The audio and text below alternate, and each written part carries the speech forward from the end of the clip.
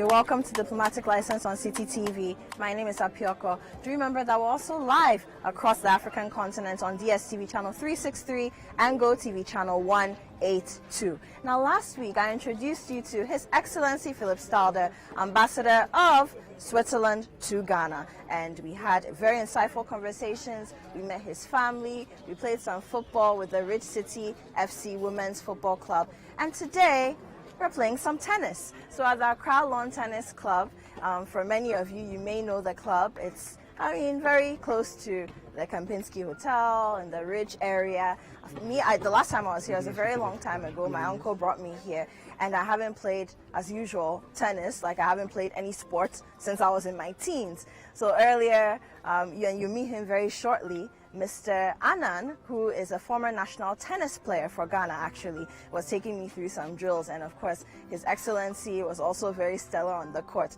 But presently, I have Mr. George Mills, who is the chairman of the Accra Lawn Tennis Club. Hi, how are you doing?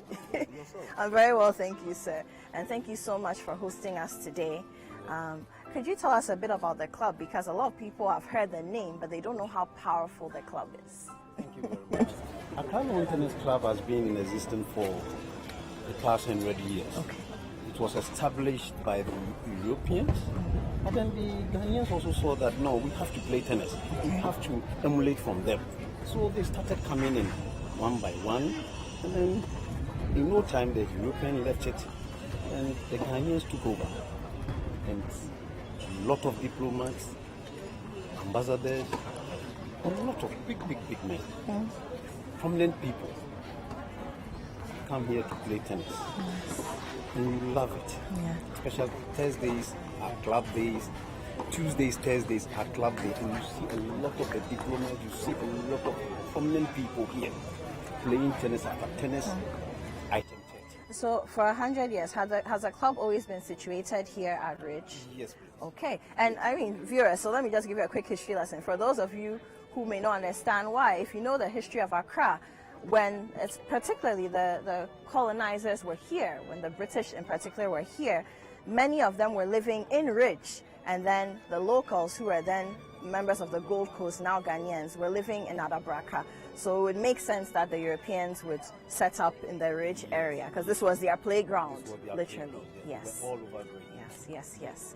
And I have Mr. Anan as well. Mr. Anan, you were teaching me earlier how to play. Was I bad?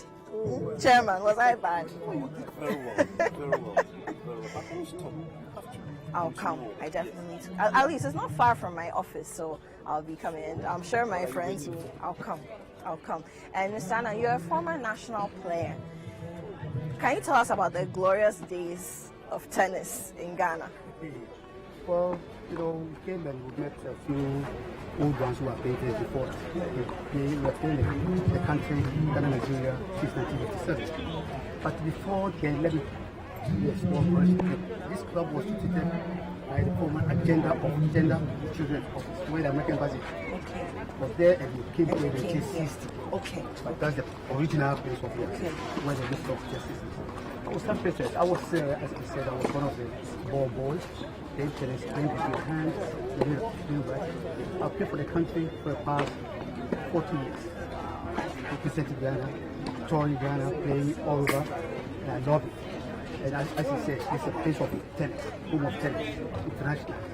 We have all the nationals. It's lovely to play. You see, we have the only few clay courts in Ghana. Yes, and this is the biggest club with 9 tennis courts. And everybody likes to see it. You play court, you don't have to go with your knee, you can slide, you can do everything. So I feel proud that I'm proud. It's an honor to meet you, and thank you for giving Ghana glory through tennis. And of course, His Excellency is here. Good to see you again. Hello again. And thank you so much for bringing me here. Yeah. How did I do? Well, promising, I would say. But like with everything in life, you need to do practice, yeah? Yes. And for me, tennis has always been my favorite sport. I started it as a kid with the age of 7. And it's really my passion in sports, playing tennis. And I grew up on clay courts, actually. So this is environment here, you see the people behind, this club life, the quality of the courts, it's extraordinary, it really fits my purposes. But how did you hear about the club? How I Heard about the Accra Lawn I was Tennis introduced, I think, by another expat. He said, yeah, let's play once at Accra Lawn Club. And I was surprised that it wasn't lawn, it's clay. But you can maybe explain the origin of the name. And no, it's amazing. You meet nice people, it's a friendly atmosphere. And yeah, you are just a normal person. I'm not the ambassador here. I'm just a normal tennis player, and that's what I like. So it's somewhere where you can come and unwind away from all the Your Excellency, His Excellency. Absolutely. Yeah. That's great. Well, gentlemen, Mr. Mills, thank you so much. And I'll come around, and at some point, I'm sure City TV. Yes, we'll come. And we'll also come and feature, because there's a lot of history here. So we'll definitely come back with the crew and maybe look at that angle of the club and, you know, document it properly. Because we need to document our stories. And Mr. Anand, my coach, I'll come. Yes. Even just now, he just taught me. Yeah. Hey. Wow. I'll definitely come. Thank you, gentlemen. Now, more conversations with His Excellency. I'll talk to him some more about the club. We'll enjoy the ambience here. And later on, a little surprise for the evening. Stay tuned. This is Diplomatic License on City TV. Follow everything that's going on with the hashtag Diplomatic License across all social media platforms. My name is Apioko. We'll be right back.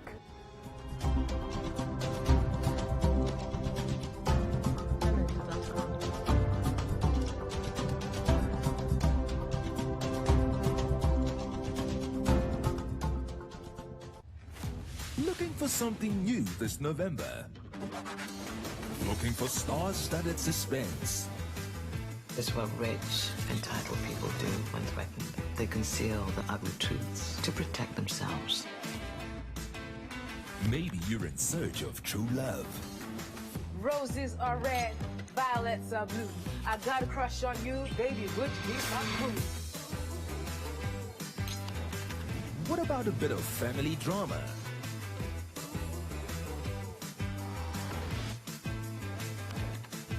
Need something to keep the kids entertained? We're ready to help with the case, Mira. We'll look for clues. Perhaps criminally good comedy is your thing.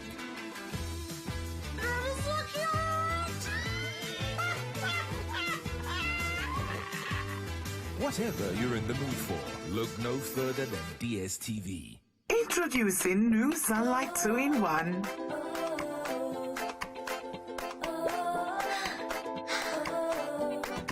It gives you burst, after burst, after burst of long-lasting freshness. New Sunlight 2-in-1 for burst after burst of long-lasting freshness. You're still watching Diplomatic License right here on City TV. Of course, we're still live also around the continent on DSTV channel 363 and GoTV channel 182. And once again, do feel free to interact with us. Hashtag Diplomatic License across all social media platforms. My name is Apioko, and I've been spending my second day running with His Excellency Philipp Stalder, who is, of course, the ambassador of Switzerland to Ghana. And Your Excellency, thank you so much for bringing me here. We played some tennis. I wasn't half bad, was I? Yeah, I'm giving myself props. Promising. But I should join you. Yeah. So that I can play from time to time. If you look around, it's such a nice environment. It's not only about tennis.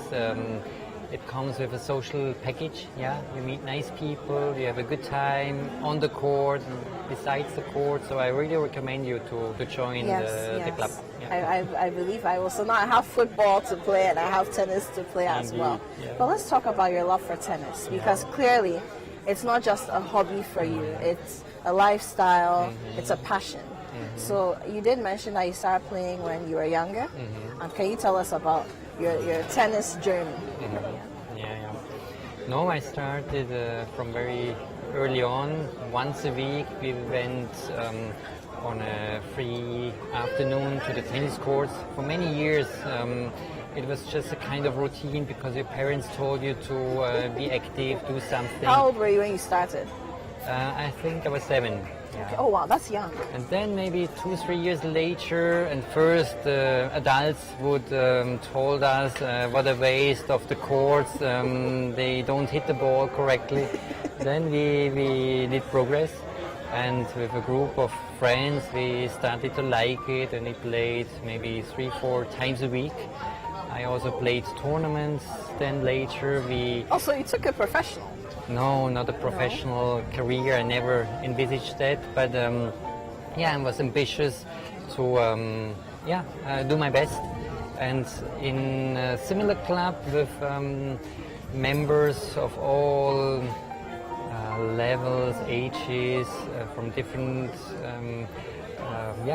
groups, we enjoyed this club life, and we played tournaments not only single but also as a team. Yeah, that's what I always liked the most. Wonderful. So, I mean, beyond Switzerland, I mean, your other postings, I mean, in Vietnam, in Azerbaijan, other places, were you playing as well? Yeah, that's nice sports.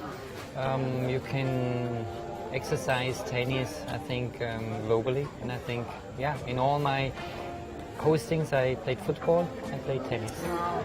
But that's, I mean, I love how you find time for your passions and for your hobbies. I know, and a lot of people may not realize it, like we mentioned in the last episode, viewers, being a diplomat, an ambassador, is not about chilling and having drinks and just moving around in a CD licensed car, but you have a heavy schedule. There are meetings, there are diplomatic relations that you must maintain. Sometimes you're stepping into meetings that you probably don't want to go into because the issues are very sensitive. And we spoke about that, when you're in Azerbaijan, for example, you went to Vietnam, there are all those things happening. But somehow you seem to find time for your passions. How do you do that? I like the notion it's a lifestyle. Yeah, maybe indeed it's a choice, and often I would finish work at 5, I would have a dinner at 7, and the little 45 minutes I have as a free time, I would go jogging. Maybe not playing tennis because this normally takes more time, but yeah, if I find a time slot, I invest myself in being active. Of course, it would be equally nice to read a nice book, but for that I need more time, I need patience, I need tranquility to read a book. And if I have just 45 minutes, 1 hour, I prefer doing some active running or playing table tennis with my family. What kind of commitment does it take to maintain a lifestyle like that? Because a lot of us, and I'm speaking to you as well who are watching, a lot of us use work as an excuse. We use our family life as an excuse. Already around the world we've been talking about work-life balance, and then as you grow older you realize that there's really no such thing, right?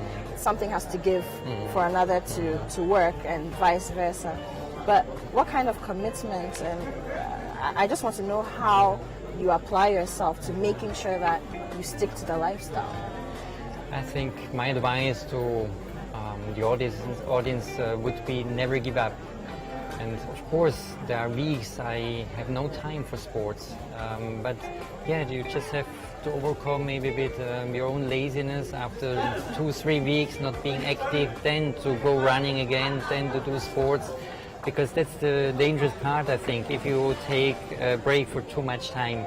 So yeah, there are days, there are weeks I don't have time.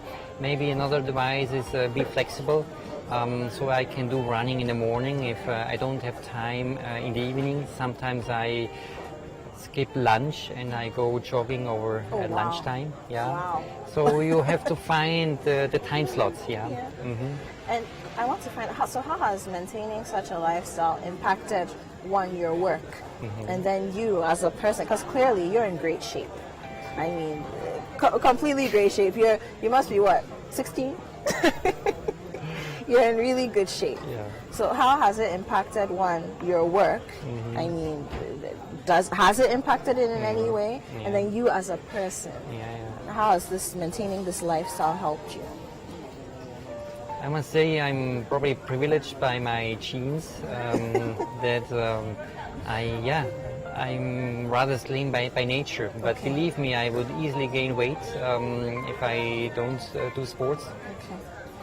But it's self-discipline which always kept me going on, be it in a professional life, being active as a sports person. Maybe that's a bit my secret. I can be quite tough on myself. I was always being active, and I try to be as long as I can, but of course I'm not 20 anymore. I feel also sometimes my knee, my shoulders. But again, never give up. Yeah. Okay. So now let's talk a little bit about your experience in Ghana and how you even ended up here. So last week you spoke a little bit about your diplomatic journey. We saw all the places that you've been stationed at. But how did you end up in Ghana? Yeah. No, I turned 50 when I was posted to Accra. It was a time also when I could apply for new postings. Yeah, and when you're 50, you think back, you have your own thoughts, what comes next, what is left for you. And being a person, passionate about traveling, being internationally connected, I always felt a bit ashamed how little I know about Africa. I was once in Kenya for holidays. I traveled to the northern part of Africa, but I felt not being a really globally connected person as long as I would not be posted to Africa. And I also acknowledged at that time the 21st century clearly belongs to Africa. And for example, the Swiss Foreign Ministry, for the first time now, we are in the process of adopting an Africa strategy. We never did that before, but it's just that we realize the growing importance, the growing connections and linkages between Europe and Switzerland and Africa. So I applied for Ghana, and there I am. Oh. And I mean, you arrived in 2019, so you've been here for a little over a year. Of course, COVID has taken a huge chunk of that time, but how have you found Ghana? Has Ghana been good to you? Yeah, definitely. And I'm really glad that I arrived before COVID. I always feel pity for my colleagues who arrived in January, February, because I had time enough to adopt to Ghana, to meet a lot of people from the government, from the NGOs, to meet my colleagues, the other head of missions. So yeah, I had, let's say, 8 to 10 months of a normal life. And then COVID came, and like all of us, I had to change my lifestyle. Yeah. Let's talk about some of the things that you've grown to love about Ghana. Let's start with food. So last week when I was speaking to your daughters, they told me that the whole family has fallen in love with red and plantain in general. Yeah. But what are some of the foods that you've come to love? Because of course I'm sure you know that for Ghana, food is a huge part of our culture. It's almost the culture. What foods have you fallen in love with, or have you tried? Contrary to my daughters, I like spicy food. Oh, interesting. Yeah. And when I arrived for the first 2-3 months, I think I was alone while the family was still in Azerbaijan. So once in a while, I told my driver, we finished the meeting at 12 o'clock, let's go to a chop bar. And he would invite me to a place I would not know. We would eat nice soup with tilapia, with panku, with fufu. And so I slowly got into the traditions of Ghanaian cooking. Yeah, and I liked it. And the red, of course, it's something nice, but there are many more dishes I might not know by name, but I have an excellent cook at home, and we tell her, do not only cook international food, but present us the nice Ghanaian dishes. Yes. And okay, so still with food, are there any similarities or any dishes that you found to be similar in any way to some of the foods you have back home in Switzerland? Well, even if it's with the ingredients? Yeah. Spicy food, maybe that's not such a similarity. Yeah, but we eat soups. You know, in winter it's cold weather in Switzerland, and then often families in Switzerland would just have a soup for lunch. Then meat. We are a meat-loving nation, like of course. Us. Yeah. We don't have access to the sea. That's why I really like the seafood, the variety of fishes you have, which I don't find in Switzerland. And the foods, I think that's a notion which I should highlight. So you've seen me the other day buying fruits. Yes, so I'm speaking passionate about mangoes, particularly. I like passion fruits. The pineapples, I think they are the best in the world. No, I think that's extraordinary to live in Ghana and to have these nice choices of fruit. Have you tried Ghana chocolates? Because I mean, when we think about chocolate, Yeah. most of the time we think about Switzerland. Have you tried Ghana chocolate? Yeah, I did. Okay, and how do you find it? I did. I like it. It has a different texture than Swiss chocolate, which is famous for its milk, Yes, very smooth. milky, smoothie way. But I brought Ghanaian chocolate as a souvenir to my Swiss friends. They tasted it. Yeah, I made them familiar with your chocolate, and yeah, they liked it. And I mean, you mentioned last week, and we didn't talk much about that, about the fact that a lot of, I mean, if not all, Swiss chocolate is made using Ghanaian cocoa. How did that happen, and what are some of the systems in place to facilitate that kind of exchange? Yeah. Well, I think you are the market leader together with Ivory Coast in general as for the production of cocoa beans, and 60% of Swiss chocolates take the beans from Ghana. That's a lot. That's a lot, yeah. And the other comes from Ivory Coast, maybe from some places in South America. But I cannot tell you how this developed, but I think, yeah, the quality of Swiss chocolate is certainly also contributed to the excellent quality of cocoa beans from Ghana. I'm told that there's a Swiss company in Ghana that processes cocoa, and that is sent to Switzerland to make the chocolate. Yeah. Yeah. Okay. Yeah. Yeah, a lot of people would think that we only import beans as such, but no, there's this one company in Tema. They produce a whole range of different products, half products for the chocolate industry. So it can be cocoa powder, it can be other ingredients you use for the chocolate and dessert industry.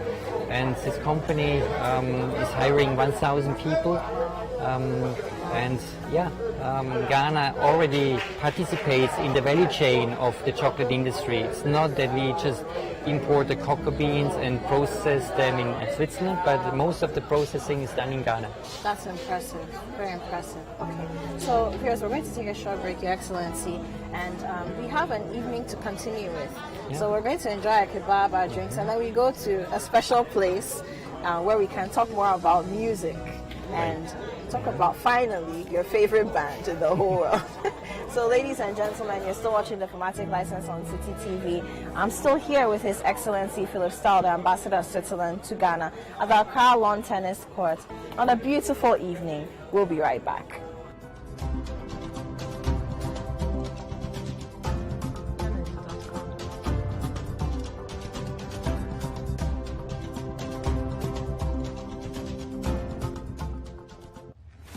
Looking for something new this November? Looking for star-studded suspense? This is what rich, entitled people do when threatened. they conceal the ugly truths to protect themselves. Maybe you're in search of true love. Roses are red, violets are blue. I got a crush on you, baby, would you be my boo? What about a bit of family drama?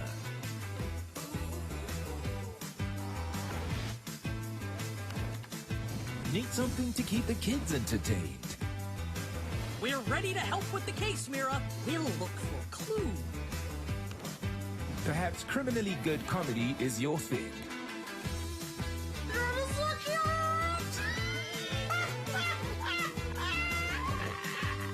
Whatever you're in the mood for, look no further than DSTV.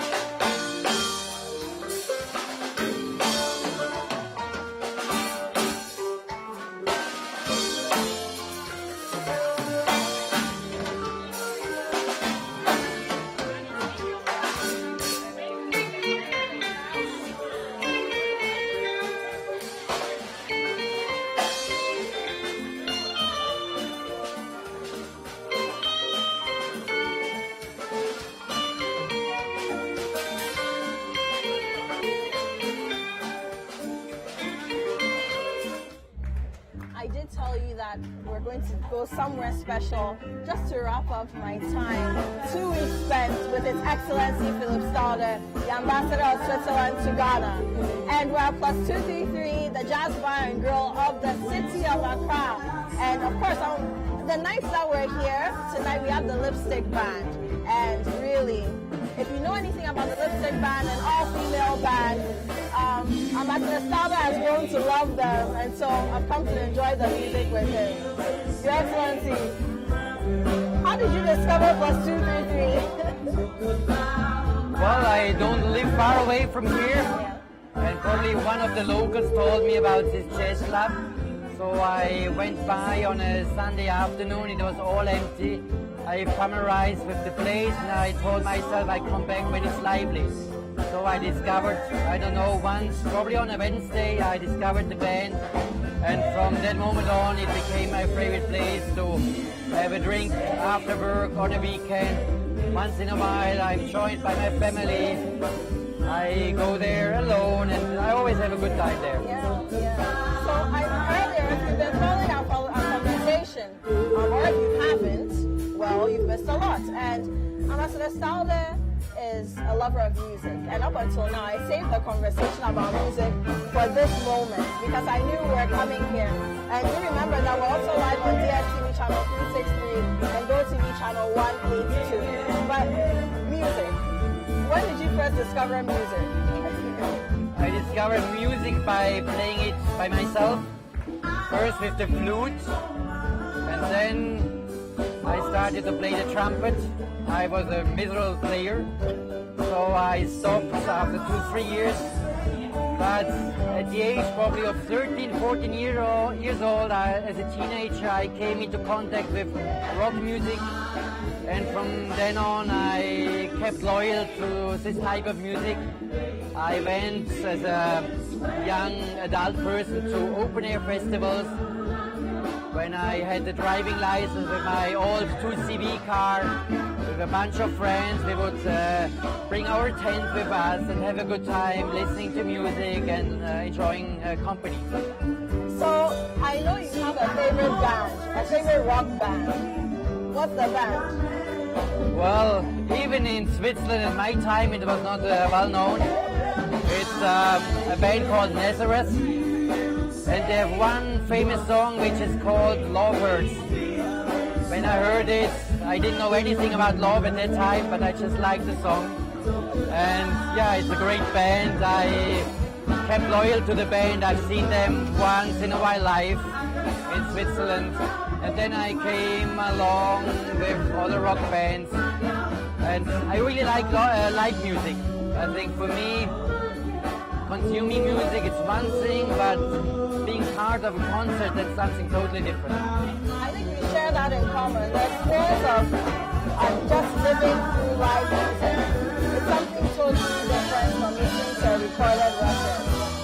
But I mean, apart from rock music, have you discovered any other genres of music that you're in love with?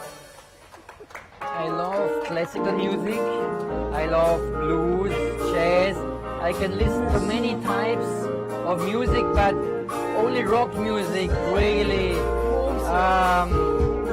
starts my emotions. I don't know why.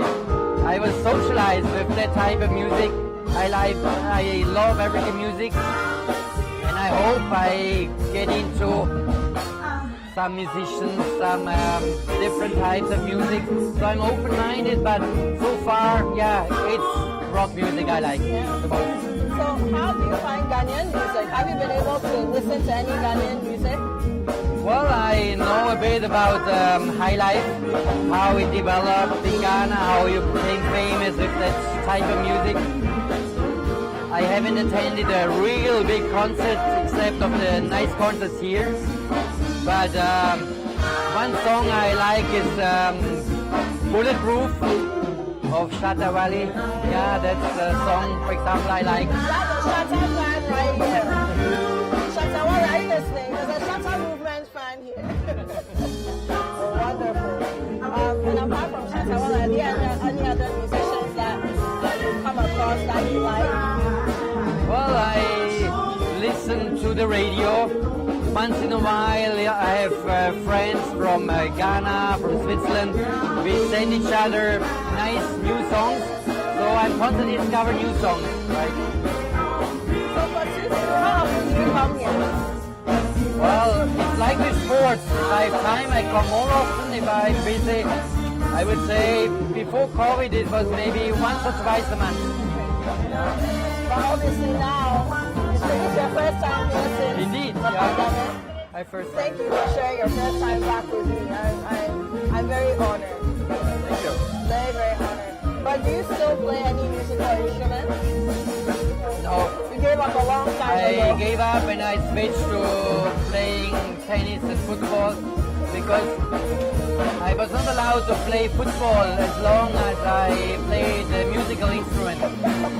So for me the choice was easy. After 2-3 years I tried, I failed, and I told my parents, look, I better do something else. But do you know how to dance? Are you a good dancer? Are you a good dancer? Am I A good dancer. Oh, dancing. Well, before my wedding, I attended a dancing class with my wife. You can ask her how I succeeded or not. I like dancing a bit for myself. I'm a rather shy person to dance publicly, but yeah, I love looking, watching people dancing. It's so nice when you have the skills to be a nice dancer. I mean, you mentioned your wife. I must tell our viewers that this evening, I'm not just here with His Excellency, I'm also here with his wife, Susan. Lovely woman by all standards, a phenomenal woman by all standards. I've had the privilege of spending 2 days with her, and she's a brilliant lady, brilliant. And yeah, hard to find women like her.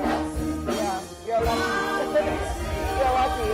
And of course, Mina, His Excellency's daughter, Mina, who played football with us, last week, is here as well, spending the evening with us.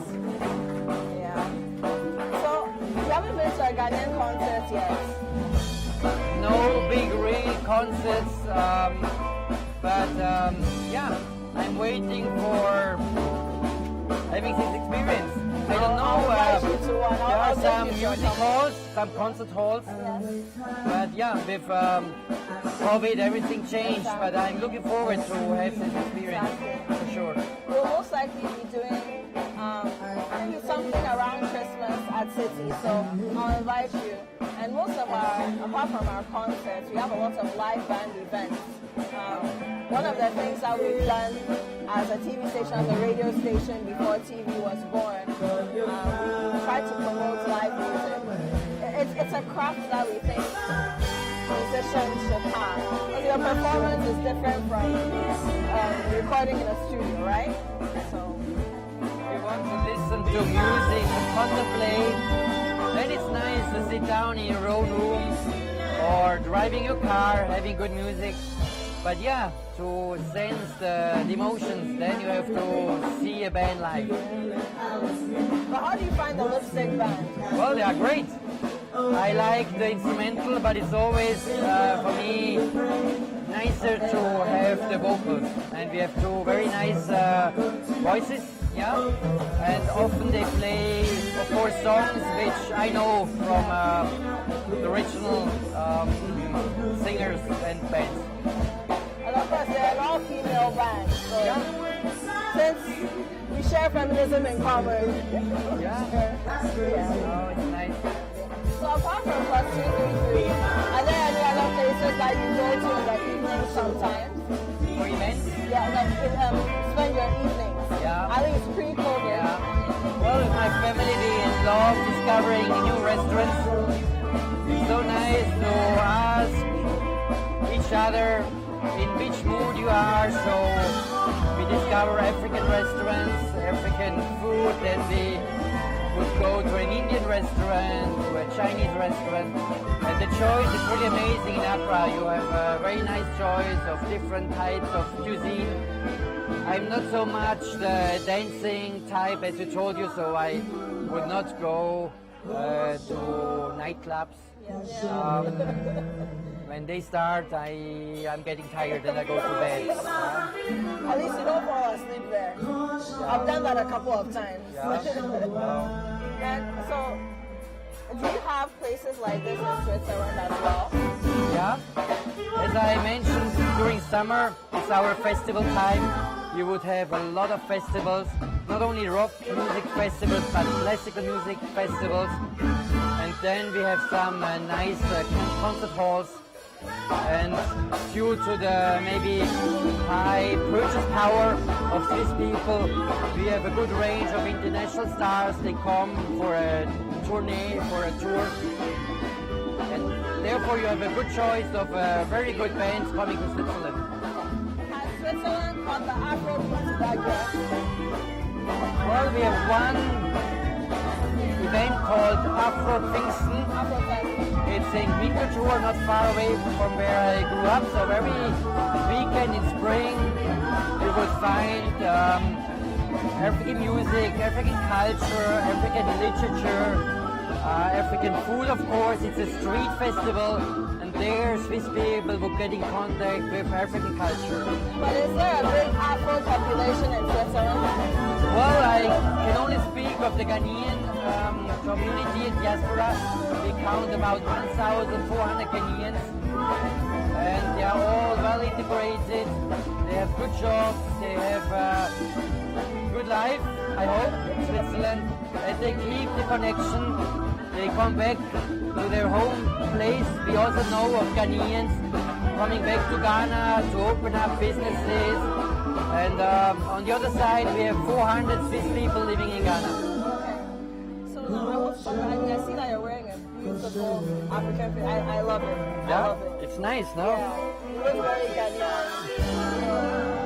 What's your take on fashion? Because I've seen, so when I met you last week, you did your suit and tie, and then even your sporting wear was fashionable. Yeah. What's your take on fashion in Ghana? Well, you call yourself a fashionable person? You should ask my family. They would answer you that I have an awful taste. But I think when it counts, yes, I take care of myself. And on such an occasion, definitely I would take out my nicest shirt. I'm rather a classical type when it comes to office dresses. I would always wear my tie, my suit, but we have also introduced this very nice tradition on a Friday. The local staff, the Swiss, we would come casual and wear our African dresses. That's so nice, and I just love to also wear casual, but during official meetings I rather like it classical.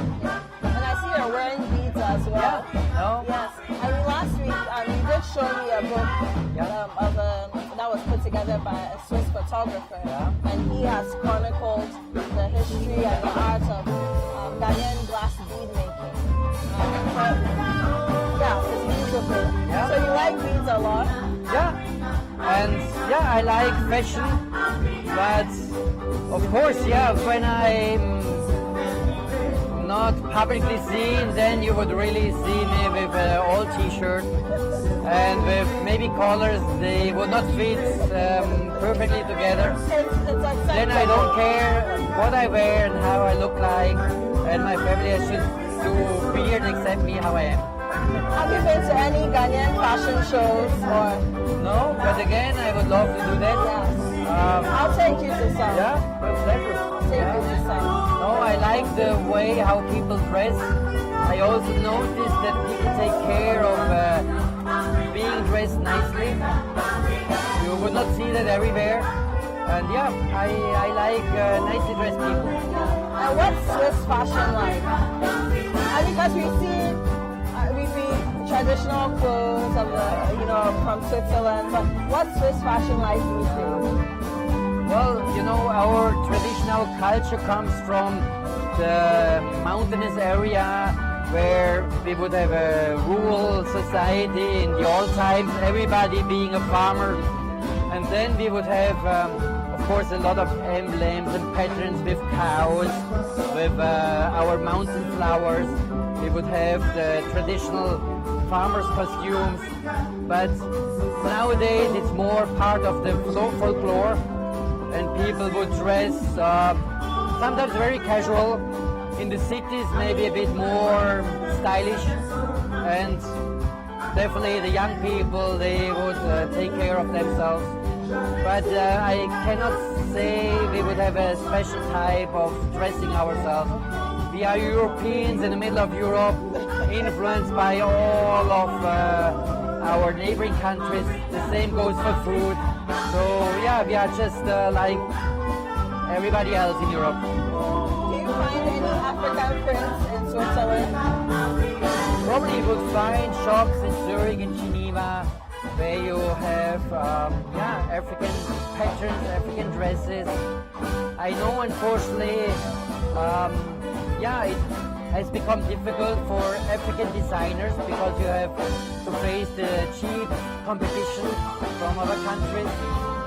But I hope and I believe in good quality, and definitely I think clothes from Africa made by Africans are worthwhile to pay with a higher price than the cheap competition. Well, Your Excellency, thank you so much for spending 2 weeks with me. It's been wonderful. The experience has been different, and I spent 2 full days with you. So I'm grateful for that. I'm very grateful for that. Thank you. Before I forget, may I give you a present? So, we talked about chocolate, so I cannot leave you without a nice box of chocolate. And here you would like maybe to open it, and it has a little memory. Let's be Swiss ambassadors. I love it.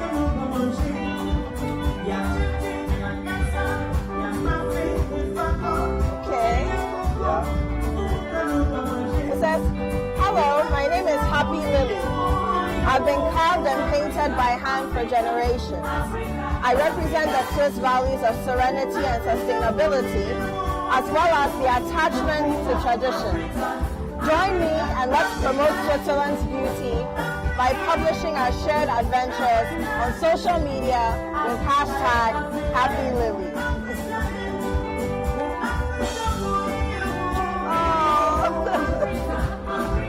So cute. Thank you so much. Welcome. Thank you.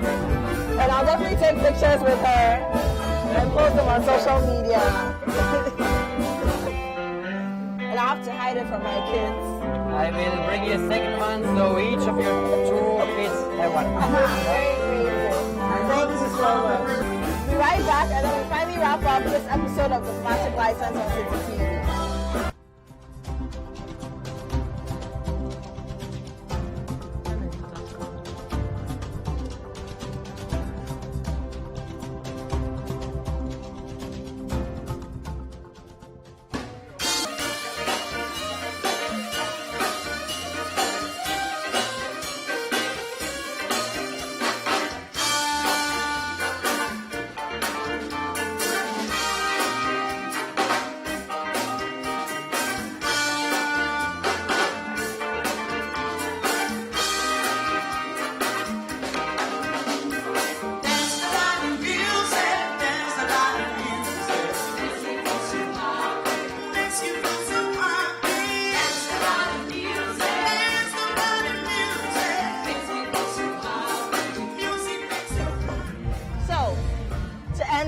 I'm just going to ask you 10 words, and then tell me the first thing that comes to mind when you hear each word.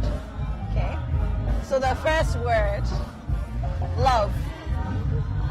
My wife. Okay. Food. Red. Red. Music, I can guess. Nazareth. Okay. A book. Hermann Hesse, Nazis and Goldmund. Interesting. Nature. My river where I do fishing in the canton of Thurgau. What do you fish for? Trouts. Trouts. Right. Okay. Animals. Eagle.